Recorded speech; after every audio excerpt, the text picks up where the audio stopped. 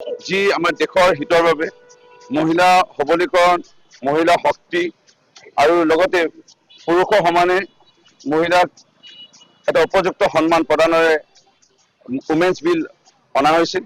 মাননীয় দেশৰ প্ৰধানমন্ত্ৰী নৰেন্দ্ৰ মোদী ডাঙৰীয়াৰ নেতৃত্বত NDA যি চৰকাৰে আজি যুগান্তকাৰী এটা পদক্ষেপ গ্ৰহণ কৰিছিল।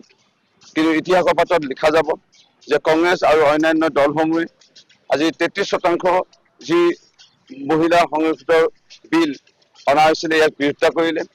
চৰম লাজৰ বিষয়।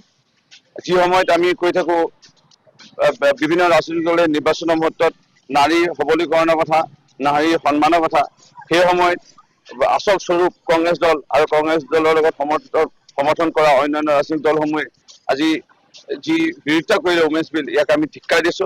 সমগ্ৰ দেশতে ইয়াৰ প্ৰতিবাদ হৈছে। ভাৰতীয় জনতা পাৰ্টি মহিলা মৰ্চাৰ উদ্যোগত সমগ্ৰ দেশতে প্ৰতিবাদ হৈছে।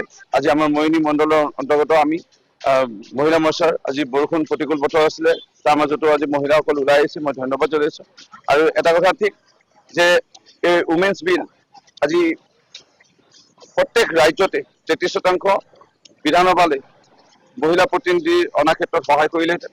ইয়াৰ উপৰিও দিল্লী বিধানসভাত 33% মহিলা অনাৰ ক্ষেত্ৰত সহায় কৰিলেহেঁতেন। যি সময়ত আজি আসন আছে 13%, 14%, কোনো ৰাজ্যত 8%, কোনো ৰাজ্যত 7%। যি সময়ত আমি পুৰুষৰ সমান আমি মহিলাক আমি আগুৱাই লৈ যোৱাৰ কথা বিভিন্ন ৰাজনৈতিক দলে কয়, সেই সময়ত আজি কংগ্ৰেছ দল আৰু অন্যান্য দলে এই বিৰোধিতা কৰাটো চৰম লাজ্যৰ বিষয়। আৰু আমি ধিক্কাৰ দিছো এই কংগ্ৰেছ দল আৰু অন্যান্য দলসমূহক। ইয়াৰ নিশ্চয় উচিত শাস্তি এই ৰাইজে প্ৰদান কৰিব কংগ্ৰেছ আৰু অন্য ৰাজনৈতিক দলসমূহ।